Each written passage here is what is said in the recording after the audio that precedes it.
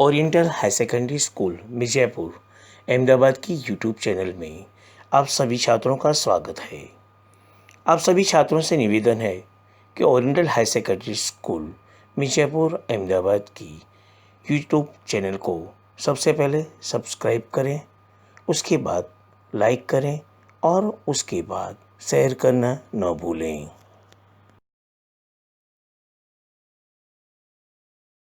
इस power point presentation के प्रस्तुत करता है कुरैशी गुलाम दस्तगीर आई।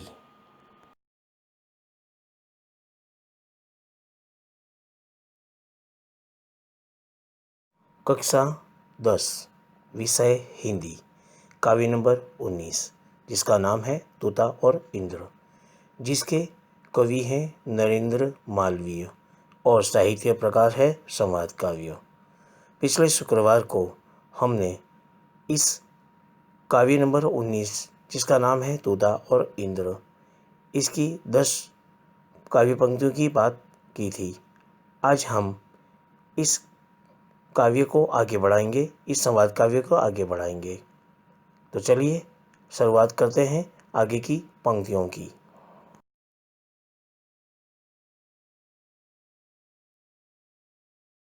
आगे काव्य पंक्ति की बात करेंगे।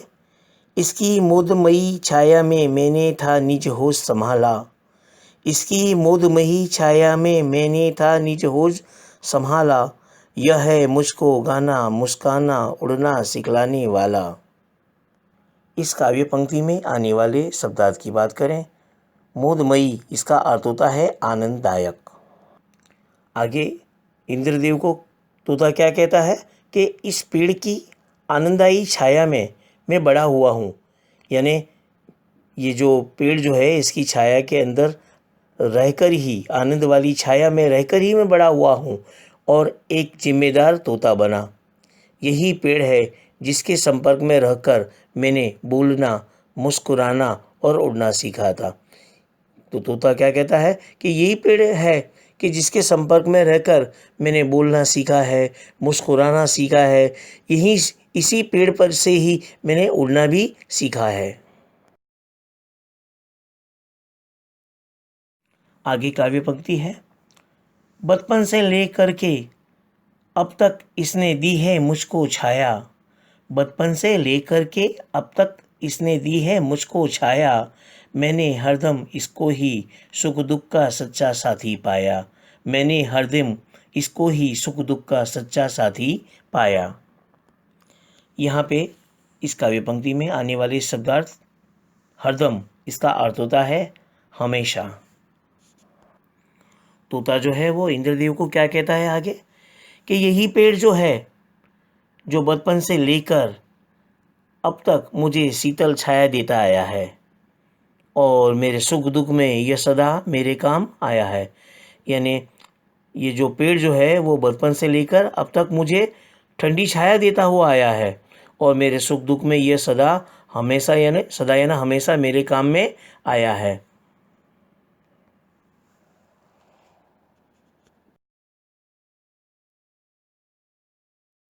आगे काव्य पंक्ति है। किंतु आह कुछ दिन पहले आया वन में एक शिकारी, किंतु आह कुछ दिन पहले आया वन में एक शिकारी, उसके विष से बुझे बाण ने इस पर धार दी आफत भारी, उसके विष से बुझे बाण ने इस पर धार दी आफत भारी। इस काव्य पंक्ति में आने वाले शब्दार्थ। विष, इसका अर्थ होता है जहर, जिसको अंग्रेजी में पॉइजन भी कहा जाता है। आफत, इसका अर्थ होता है विपत्ति, दुख, मुश्किल, कठिनाई। तो इंद्रदेव को तोता आगे क्या कहता है। किंतु कुछ दिनों पहले वन में एक शिकारी क्या आया, उसने अपने विष से बुझे बाण से इस पेड़ पर ऐसा प्रहार किया कि इस पेड़ पर आफत आ गई। यानी तोता कहता है कि कुछ दिन पहले इस वन के अंदर एक शिकारी आया और उसने अपने जो बाण जो है उस पर जहर लगाकर उस बाण को छोड़ा, तो इस पेड़ पर उसने ऐसा प्रहार किया, ऐसा आक्रमण किया कि इस पेड़ पर बिल्कुल आफत आ गई, मुश्किल आ गई, कठिनाई आ गई।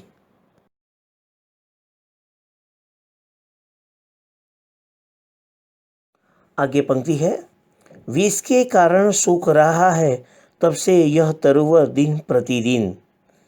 विष के कारण सूख रहा है तब से यह तरुवर दिन प्रतिदिन। अब तो इसके साथ साथ ही मेरा भी होगा अंतिम क्षण। अब तो इसके साथ साथ ही मेरा भी होगा अंतिम क्षण। चलिए इस काव्य पंक्ति को समझें। आगे इंद्र को तोता क्या कहता है कि विष के कारण तब से यह पेड़ जो है दिन प्रतिदिन सूखता जा रहा है। यानी उस शिकारी ने विष वाला बाण जो है इस पेड़ के ऊपर प्रहार किया, तो उसके कारण जो विष था वो विष के कारण ये जो पेड़ जो है वो दिन प्रतिदिन यानी हर दिन ये जो है पेड़ जो है सूखता जा रहा है। अब तो ऐसा लगता है कि इसके साथ साथ मेरा भी अंतिम समय आ जाएगा। यानी इस पेड़ का अंतिम समय आ जाएगा, तो इसी तरह मेरा भी इस पेड़ के साथ ही अंतिम समय आ जाएगा। अंतिम समय यानी इसकी मृत्यु हो जाएगी।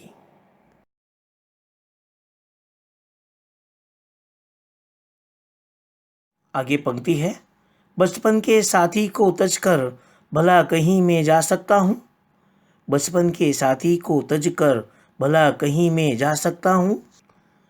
यदि जाऊँ भी तो क्या सुख संतोष शांति में पा सकता हूँ। यदि जाऊँ भी तो क्या सुख संतोष शांति में पा सकता हूँ। इस काव्य पंक्ति में आने वाले शब्दार्थ की बात करें हम। तजकर, इसका अर्थ होता है छोड़कर। इस काव्य पंक्ति की समझौती की बात कर दें।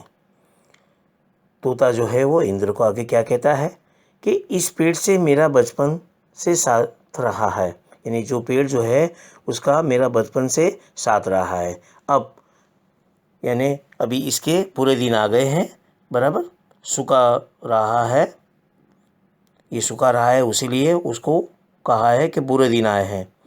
तो अब इसके बुरे दिन आए हैं तो इसे छोड़कर मैं कहाँ जा सकता हूँ।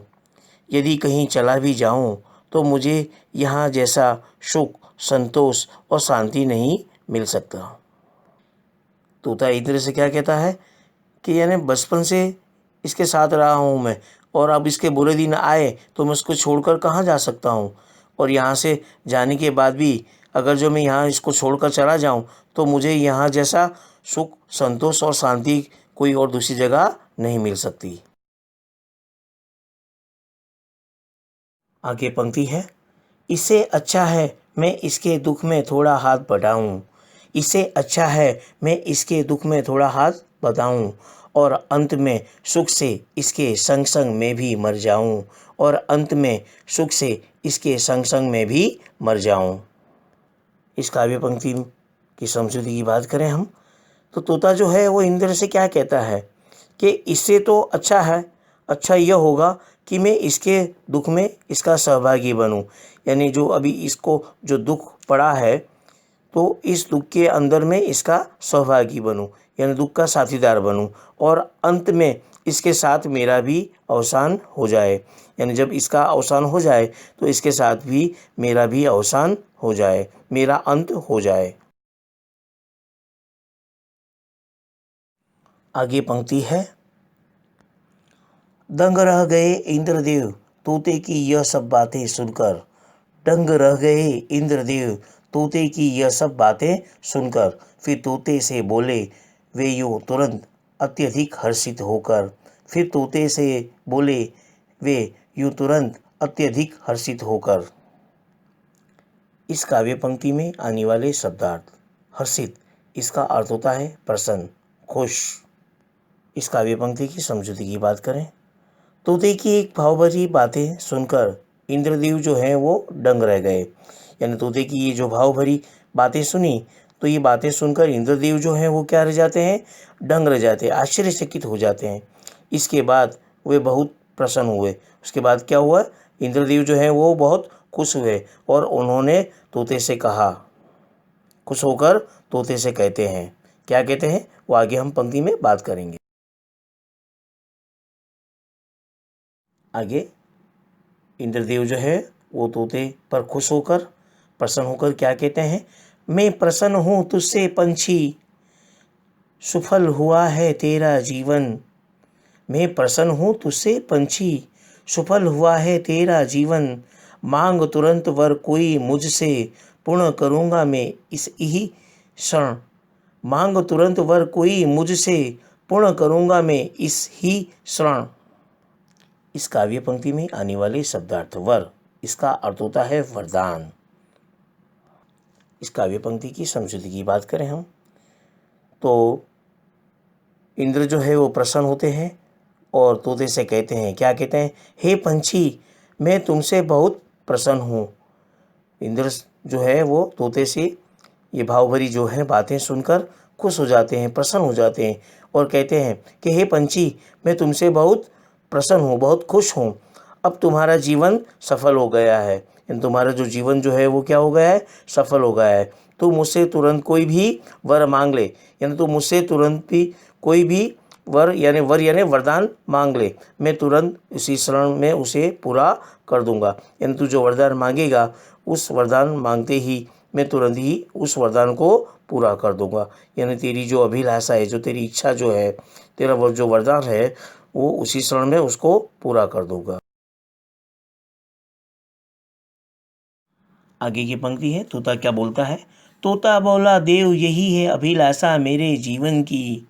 तोता बोला देव यही है अभिलाषा मेरे जीवन की। हरा भरा कर दे यह तरुवर जो है शोभा सारी वन की। हरा भरा कर दे यह तरुवर जो है शोभा सारे वन की। इस काव्य पंक्ति में आने वाले शब्दार्थ अभिलाषा, इसका अर्थ होता है कामना, आकांक्षा, इच्छा। तरुवर, तरुवर का अर्थ होता है श्रेष्ठ पेड़, यानी जो सबसे अच्छा पेड़ हो वह। इस काव्य पंक्ति की समझौते की बात करें, तोता क्या बोलता है इंद्रदेव से। तोते ने कहा, हे देवता मेरे जीवन की केवल एक ही अभिलाषा है। तोता क्या कहता है इंद्रदेव को कि देवता मेरे जीवन की सिर्फ एक ही अभिलाषा यानी एक ही इच्छा है, यह पेड़ सारे वन की शोभा रहा है। यानी ये जो पेड़ जो है वो पहले सारे वन की शोभा था, पर अब यह सूख रहा है।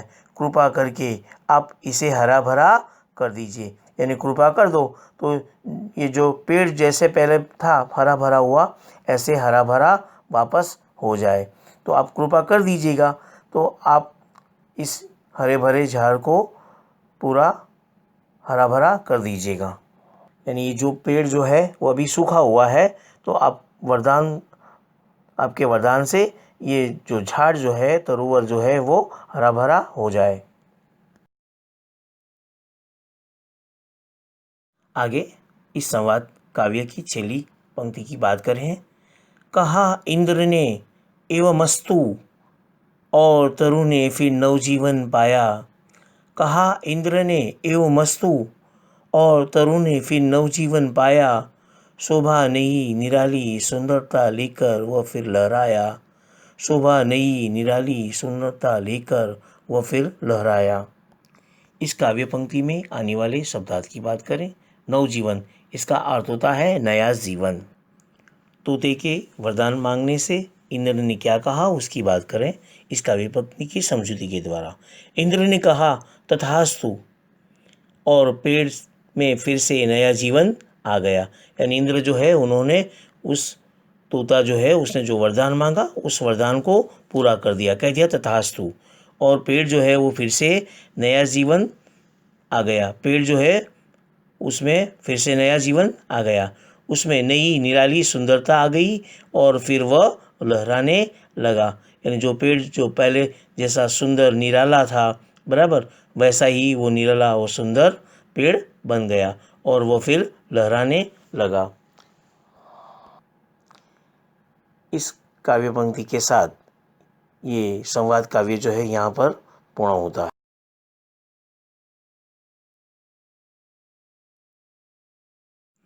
कक्षा 10 विषय हिंदी, काव्य नंबर 19, जिसका नाम था तोता और इंद्र, जिसके कवि थे नरेंद्र मालवीय और साहित्य प्रकार था संवाद काव्य, यहाँ पर पूर्ण हुआ। अब हम आगे इस संवाद काव्य में आने वाली व्याकरण की चर्चा कर लें, उसकी बात कर लें। सबसे पहले हम इस संवाद काव्य में आने वाले विलोम शब्दों की बात कर लें। प्राचीन, इसका विलोम शब्द होता है अर्वाचीन। पुण्य, इसका विलोम शब्द होता है पाप। मूर्खता, इसका विलोम शब्द होता है बुद्धिमत्ता। देव, इसका विलोम शब्द होता है दानव। निकट, इसका विलोम शब्द होता है दूर। विस्तृत, इसका विलोम शब्द होता है संकुचित। भाग्यवान, इसका विलोम शब्द होता है अभागा। बलशाली, इसका विलोम शब्द होता है दुर्बल। कुरूप, इसका विलोम शब्द होता है रूपवान। होश, इसका विलोम शब्द होता है बेहोशी। छाया, इसका विलोम शब्द होता है धूप। विष, इसका विलोम शब्द होता है अमृत। बचपन, इसका विलोम शब्द होता है बुढ़ापा। अंत, इसका विलोम शब्द होता है आरंभ। जीवन, इसका विलोम शब्द होता है मरण। भारी, इसका विलोम शब्द होता है हल्का। भाग्यवान, इसका विलोम शब्द होता है अभागा।